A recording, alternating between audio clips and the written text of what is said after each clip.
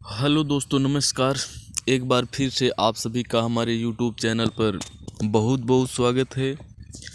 आज के वीडियो में हम लोग पढ़ने वाले हैं पाठ्य योजना यानी लेसन प्लान कैसे बनाया जाता है जब आप बीएड करने लगते हैं।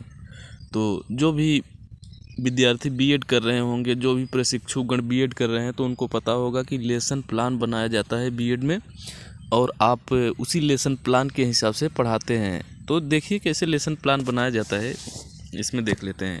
तो आज का लेसन प्लान तीसरा है इसमें, और भी लेसन प्लान अगर आपको देखना है तो इस चैनल पर जाइए, प्लेलिस्ट में जाइए, वहाँ पर बहुत सारे लेसन प्लान के वीडियो पड़े हैं। वहाँ से आप सब आसानी से लिख सकते हैं, आसानी से अपनी फाइल बना सकते हैं और पढ़ा सकते हैं। तो चलिए देखते हैं। पाठ्य योजना संख्या तीसरा है आज का। और सबसे पहले विद्यालय का नाम लिखा जाता है और विद्यालय के नाम में अपने उस विद्यालय का नाम लिखेंगे जिस विद्यालय में आप पढ़ाने के लिए जाएंगे। जिस विद्यालय से आप बीएड कर रहे हैं उस विद्यालय का नाम इसमें नहीं रहेगा, ठीक है। जहाँ पढ़ाने के लिए जाएंगे वो उस विद्यालय का नाम यहाँ पर रहता है। इसके बाद कॉलम बनाएंगे जैसे यहाँ पर बनाया गया है। पहले कॉलम में दिनांक लिखना है, दूसरे में क्लास लिखना है, मतलब किस क्लास के लिए बना रहे हैं, मतलब किसको पढ़ाएंगे आप। इसके बाद वर्ग, किस वर्ग में पढ़ाने जा रहे हैं। अब यानी ए बी रहता है ना, चाहे अब कहें चाहे ए बी कहें, तो वर्ग हो गया है। यानी सेक्शन अगर अंग्रेजी में लिखेंगे सेक्शन तो ए बी रहेगा, और वर्ग लिखेंगे तो अ ब ऐसे रहेगा। तो इसमें वर्ग लिख सकते हैं। वर्ग बहुत ज़रूरी नहीं रहता है, इसको अगर नहीं लिखेंगे तो कोई दिक्कत नहीं है। इसके बाद कालांश लिखेंगे। कालांश का मतलब आपकी घंटी, किस घंटी में पढ़ाने जा रहे हैं, तो इसमें प्रथम लिखा गया है, ठीक है। तो पहली घंटी कहने का मतलब है आप अपने हिसाब से लिख सकते हैं, ठीक है। और अवधि, अवधि का मतलब होता है टाइम, कितने आपकी घंटी कितने समय की है, ठीक।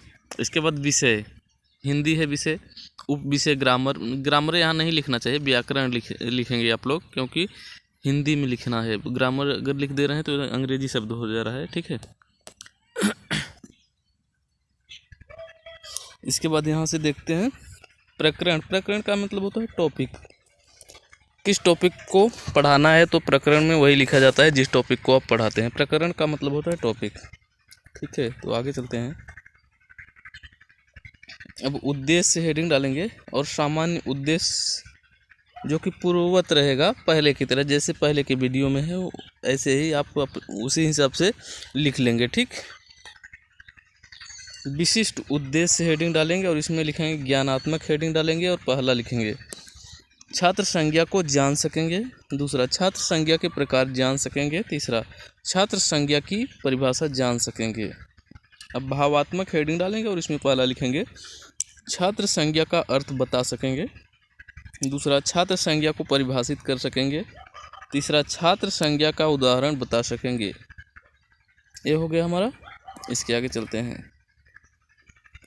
क्रियात्मक हेडिंग डालेंगे अब क्रियात्मक, और इसमें पहला लिखेंगे छात्र संज्ञा का अपने जीवन में प्रयोग कर सकेंगे, दूसरा छात्र संज्ञा के भेद की सूची बना सकेंगे, तीसरा छात्र संज्ञा के भेद में अंतर कर सकेंगे। ये हो गया। सहायक सामग्री हेडिंग डालेंगे और इसमें लिखेंगे संज्ञा से संबंधित वस्तुओं का चार्ट, मतलब सहायक सामग्री में आप संज्ञा को प्रदर्शित करता हुआ चार्ट एक ले लेंगे जिसमें संज्ञा को प्रदर्शित किया, मतलब कुछ संज्ञाओं के नाम रहेगा, जैसे टेबल, मेज, कुर्सी, ये सब संज्ञाएं हैं। चार्ट ले सकते हैं। और सहायक सामग्री में जो भी सहायक है पढ़ाने के लिए उन सब का मतलब उन सबको इसमें लिखा जा सकता है, जैसे चाक, डस्टर, श्यामपट्ट, इन सब को भी इसमें लिख सकते हैं। पूर्व ज्ञान हेडिंग डालेंगे और उसमें लिखेंगे पूर्व ज्ञान हेडिंग डालकर इसमें लिखेंगे छात्रों को संज्ञा के संबंध में सामान्य जानकारी है। इसको लिखने के बाद अब हेडिंग डालेंगे प्रस्तावना, और इसमें प्रश्न संख्या, यहाँ मतलब क्रम संख्या भी लिख सकते हैं। और छात्राध्यापक क्रिया या छात्राध्यापिका क्रिया अपने हिसाब से लिखना है आपको। आप छात्र हैं तो छात्राध्यापक लिखेंगे, छात्रा हैं तो छात्राध्यापिका लिखना है। और इसमें छात्र छात्रा क्रिया लिखेंगे और इसमें पहला लिखेंगे ग्रामर को हिंदी में क्या कहते हैं, तो बच्चे बताएंगे व्याकरण। दूसरा, व्याकरण में हम क्या क्या पढ़ते हैं, तो बच्चे बताएंगे संज्ञा, सर्वनाम, संधि इत्यादि पढ़ते हैं। पेन, राम, दिल्ली किस प्रकार के अंतर्गत आते हैं? तो बच्चे बताएंगे संज्ञा के अंतर्गत आते हैं। अब हेडिंग डालेंगे, उद्देश्य कथन हेडिंग डालेंगे और इसमें लिखेंगे बच्चों आज हम सभी मिलकर संज्ञा के बारे में अध्ययन करेंगे। प्रस्तुतिकरण हेडिंग डालेंगे अब यहाँ पे, और यहाँ शिक्षण बिंदु, यहाँ छात्राध्यापक क्रिया या छात्राध्यापिका क्रिया, यहाँ छात्र छात्रा क्रिया, यहाँ श्यामपट्ट कार्य। ये हेडिंग हो गया हमारा ये सब ऊपर का। अब इसमें क्या लिखना है देखते हैं।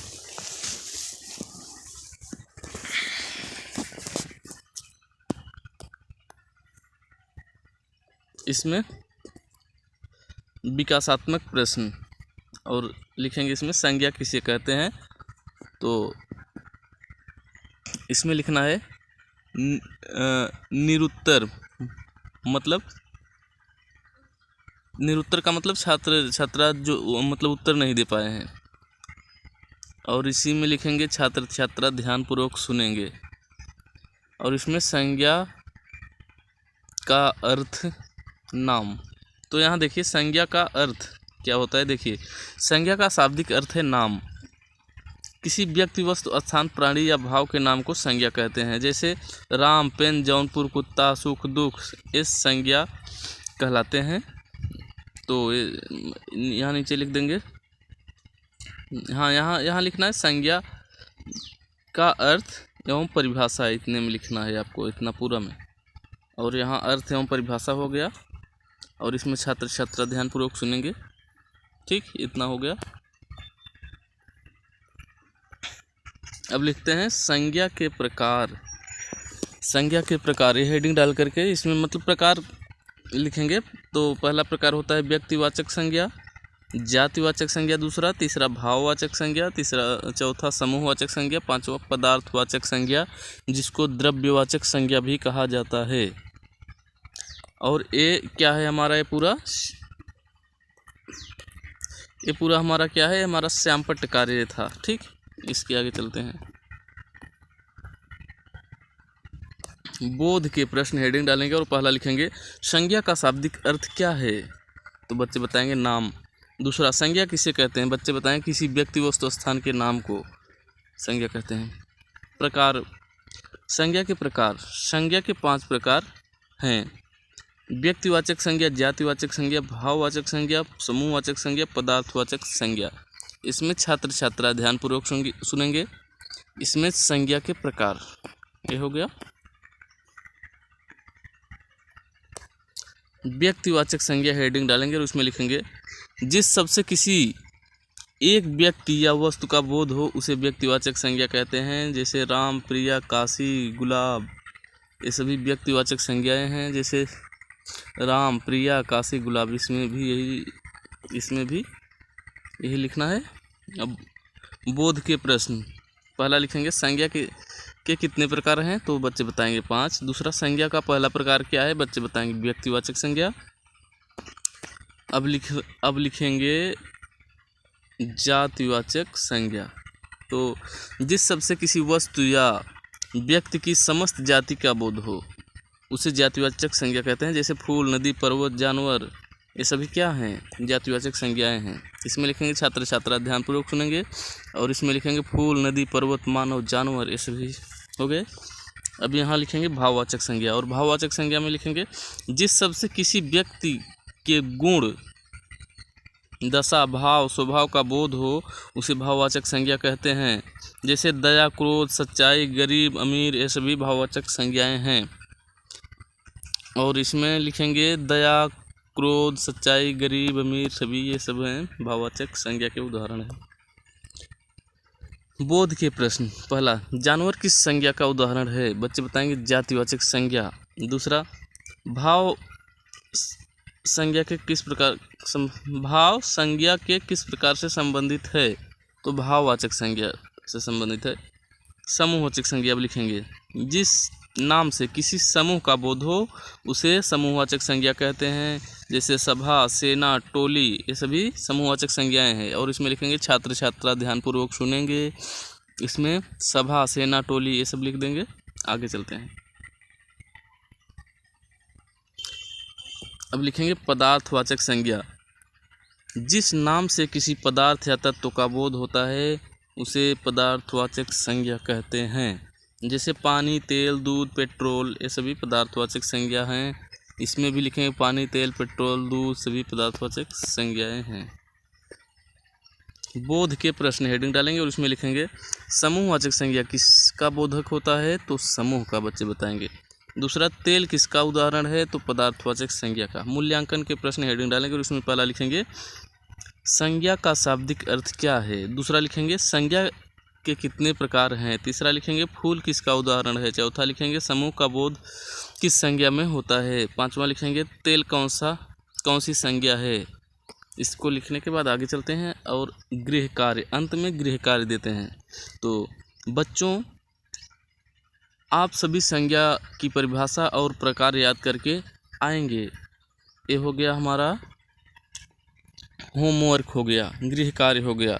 तो यही था ये पाठ्य योजना और हमें आशा नहीं पूर्ण विश्वास है कि आप लोगों को ये वीडियो अच्छा लगा होगा और आप लोगों के लिए बहुत ही सहायक होगा ये वीडियो। अगर ये वीडियो आप लोगों को अच्छा लगा हो तो इस चैनल को सब्सक्राइब करिए और इस वीडियो को अपने मित्रों के पास भी भेजिए जो बीएड कर रहे हैं।